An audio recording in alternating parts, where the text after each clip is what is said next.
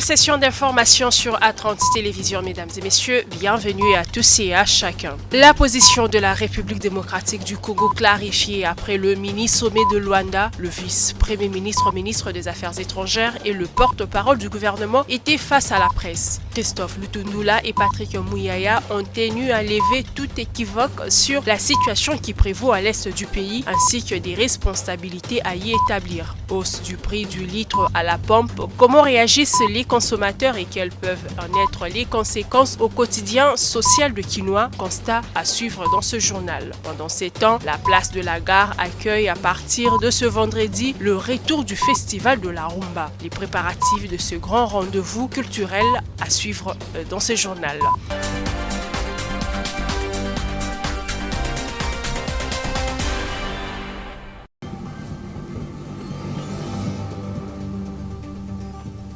Christophe Lutundula, vice-premier ministre des Affaires étrangères à droite, et Patrick Muyaya, porte-parole du gouvernement à gauche, tous deux devant la presse le jeudi 9 juillet pour mettre le point sur les i sur la tripartite RDC-Angola-Rwanda, tripartite tenue 24 heures avant à Luanda sur la situation sécuritaire à l'est du Congo-Kinshasa. D'entrée des jeux, le chef de la diplomatie congolaise a donné les tons sur les résolutions de ces sommets de Luanda et sur les positions du chef de l'État Félix Tshisekedi. Selon Christophe Lutundula, il a été clairement déclaré aux Rwandais que le partenariat restait suspendu tant que la confiance sera au point mou. Nous étions d'ailleurs assez ouverts, assez, si vous voulez, responsables quand nous avons dit nous suspendons.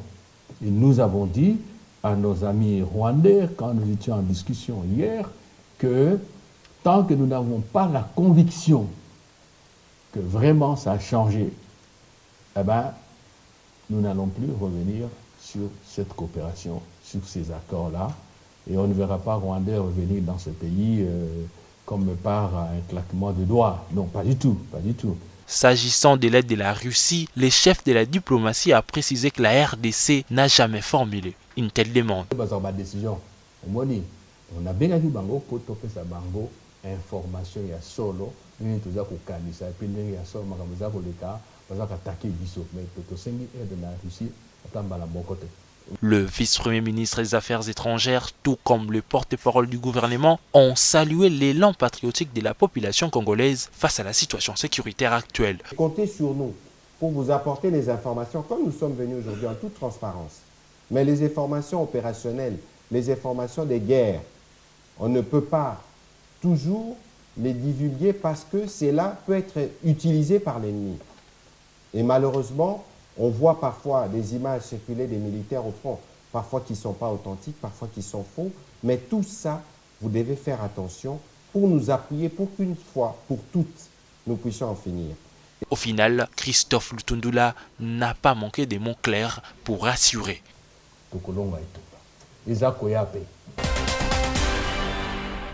Suite à l'insécurité persistante dans la province du Nord Kivu, la délégation des sénateurs et députés nationaux de la communauté Hutu a plaidé auprès du Premier ministre Jean-Michel Sama Lukonde pour une assistance humanitaire en faveur des déplacés. La situation reste précaire, la population est en souffrance.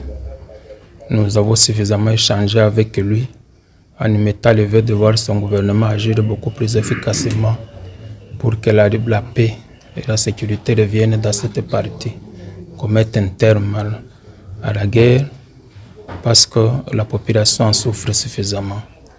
Nous avons abordé aussi des questions humanitaires qui sont une conséquence de cette situation de l'invasion de notre pays. Il y a beaucoup de déplacés internes, le nombre est de plus en plus croissant et ils sont dans une situation de détresse. Nous avons demandé au gouvernement d'accorder beaucoup plus d'aide humanitaire pour soulager la misère de cette population. Ces parlementaires souhaitent également une assistance auprès de ceux qui sont réfugiés en Ouganda. Il y a des populations qui se sont déplacées vers les pays voisins en Ouganda, qui sont sans aucune assistance. Il faut aussi que le gouvernement voit dans quelle mesure il faut assister cette population. La situation sécuritaire à l'est du pays demeure préoccupante à Rutshuru où les rebelles M23 occupent Bunagana. Le premier aux abords de la grande marmite béante du boulevard Triomphal et le deuxième un centre d'exposition dans l'enceinte de la FIKIN, la foire internationale de Kinshasa, aujourd'hui moribonde. En soi, deux sites de capacité d'accueil différentes. Nous avons signé aujourd'hui 2 contrats.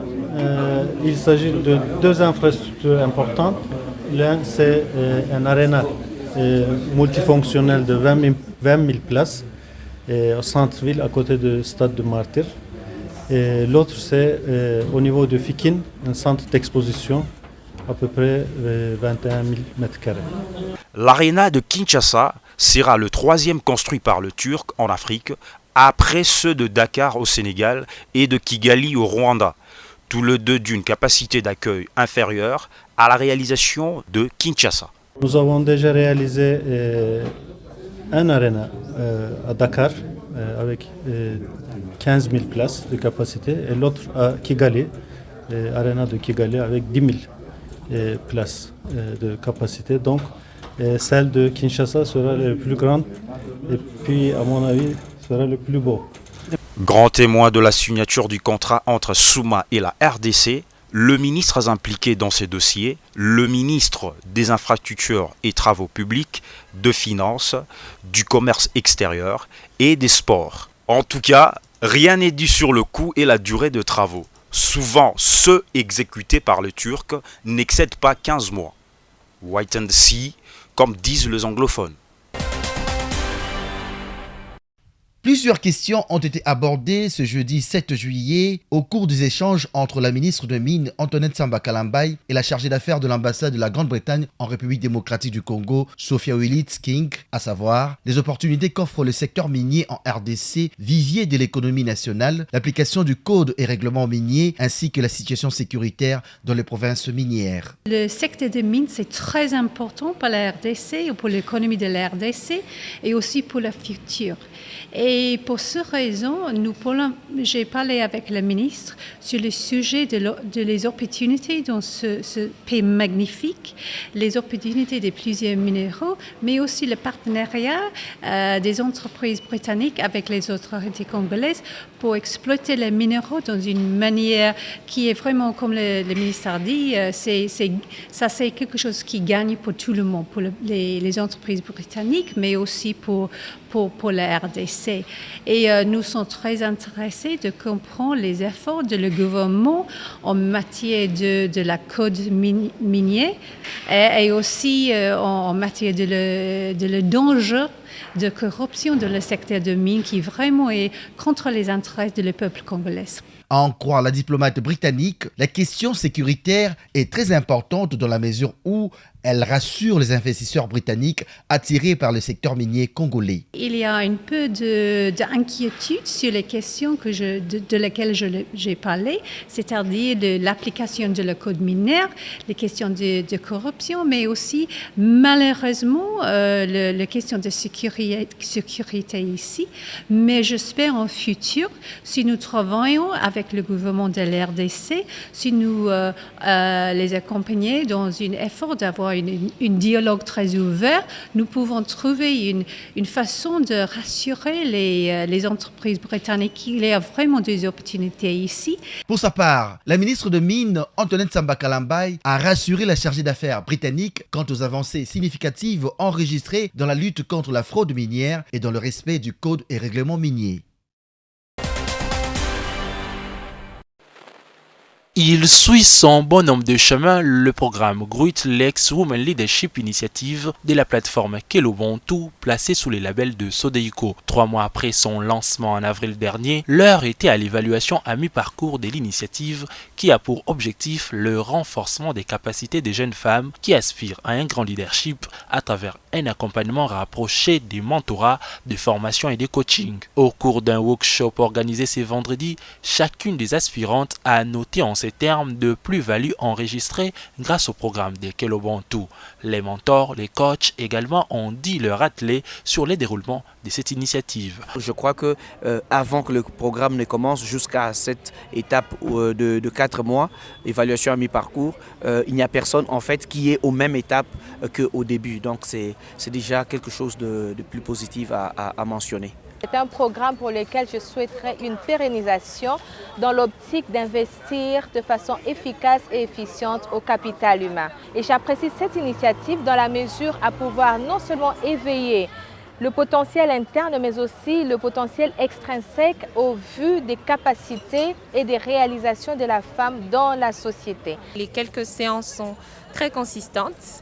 Donc déjà, que ce soit sur le leadership, l'intelligence émotionnelle, la négociation, tous les modules nous apportent vraiment des éléments que l'on peut appliquer et des éléments qui sont surtout très pertinents. Donc cette évaluation, pour moi, elle est, on va dire, très positive.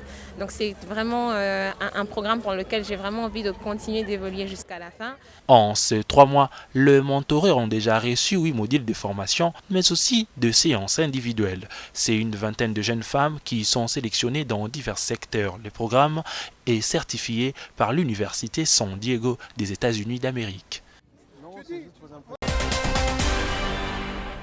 Éducation de la fille enceinte et mère adolescente, tels sont les principaux thèmes sur lesquels ces professionnels des médias ont été outillés durant 2 jours. Organisé à l'initiative de la Coalition nationale de l'éducation pour tous, CONEPT en sigle, cet atelier de réarmement des professionnels des médias vise à pouvoir apporter au grand public des informations efficaces susceptibles d'impacter sur leur comportement face à cette situation qui se pose avec acuité au sein de la société. Ainsi, les journalistes ont été outillés sur les différents instruments juridiques nationaux et internationaux ratifiés par la République démocratique du Congo, dont la Convention relative aux droits de l'enfant, la Charte africaine du droit et du bien-être de l'enfant, ainsi que la Constitution de la RDC. La Coalition nationale pour l'éducation pour tous a diligenter une recherche sur l'indice de droit à l'éducation dont les données ont été collectées depuis septembre de l'année 2021 et à l'occasion justement des préparatifs de la publication de ce rapport qui aura lieu le 29 juillet prochain, nous voulons saisir l'occasion pour partager avec la presse, étant donné que cette recherche va donner lieu à une campagne, à un plaidoyer sur des sujets importants tels que l'éducation de la fille. Ces 2 jours de formation s'inscrivent dans le cadre du projet Initiative pour l'éducation de la mère adolescente AMEI en sigle. Vous savez, l'éducation de la fille est soumise à beaucoup d'obstacles dans la vie quotidienne. Et même sur le plan moral, une fille qui tombe grosse pendant son course scolaire, une fille qui a accouché une mère adolescente, par moment, dans certaines écoles, on a difficile à les accepter, alors que le pays a signé et ratifié les instruments juridiques internationaux qui nous engagent à opérer la non-discrimination dans l'exercice du droit. Ce sont au total 15 journalistes, membres du réseau de journalistes pour l'éducation, et ceux venus des différents médias partenaires de la CONEPT qui ont pris part à ces assises.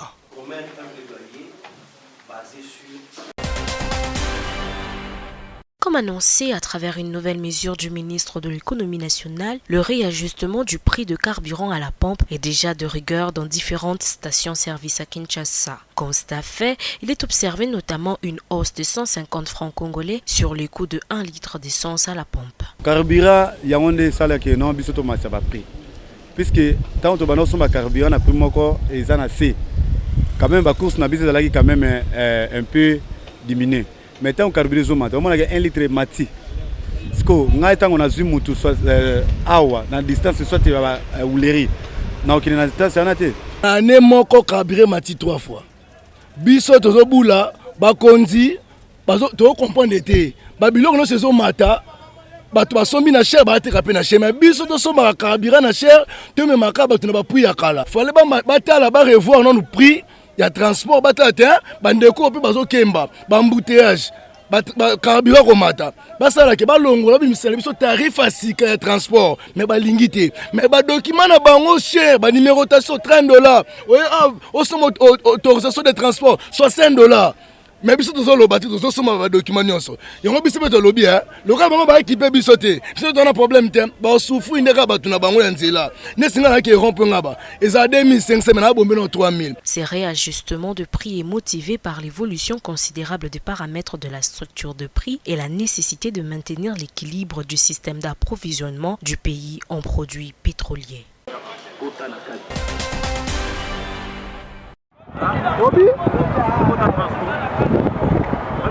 Seulement 24 heures après les déguerpissements de vendeuses qui jonchaient l'avenue de poids lourds par le gouverneur de Kinshasa, le constat sur place étonne. La chaussée est à nouveau envahie comme si aucune mesure n'a jamais été prise à ces sujets. Quelques-uns de ceux et celles qui exercent ici leur gagne-pain expliquent les raisons de leur retour.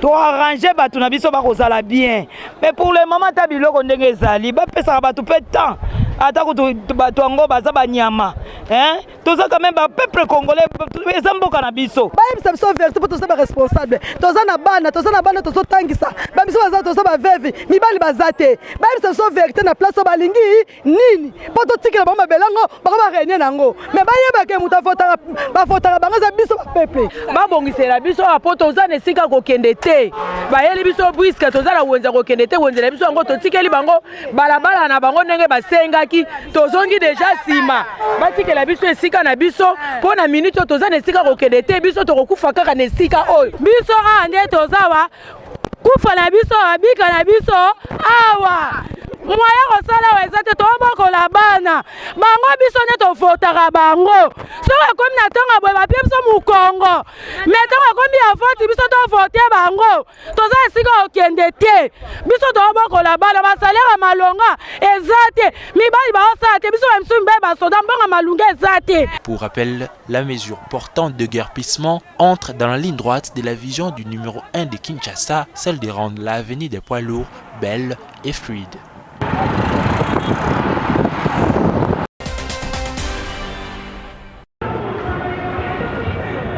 On le sait, le festival de la rumba, pas une nouveauté, mais une réalité simplement mise en berne pour raison de Covid-19.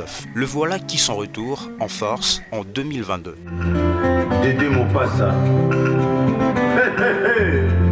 Y'a lui ça. Retour qui coïncide avec la bonne santé de la rumba comme patrimoine universel de l'UNESCO, ce qui donne une double valeur à ces festivals étendus du 8 au 10 juillet courant avec menu bien diversifié. Déjà, c'est vendredi, le décor est bien plus que planté. C'est quelque chose qui valorise une culture qui est la nôtre, entre guillemets la rumba, qui est le style de musique que les Congolais utilisent justement dans la culture musicale. Donc c'est ce que je veux dire, mais sinon c'est une bonne initiative. Nous apprécions et bon, vive la rumba, hein, comme on le dit. Ben voilà, déjà, Mayfair, c'est une société d'assurance. Il y a plusieurs catégories. Ben, nous sommes dans l'IRD, l'incendie, accident, risque et divers. Mayfair Assurance existe au Congo, est implanté au Congo depuis 2020.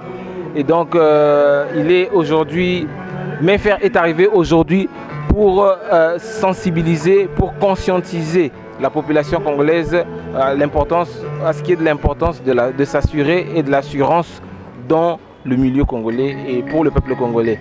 C'est vraiment makasi parce que talaka lelo c'est makasi pour nous vraiment pour célébrer vraiment rumba na biso. De quoi se régaler au rythme de la musique, de la sape, de la mode, de la gastronomie et des expositions au goût du public.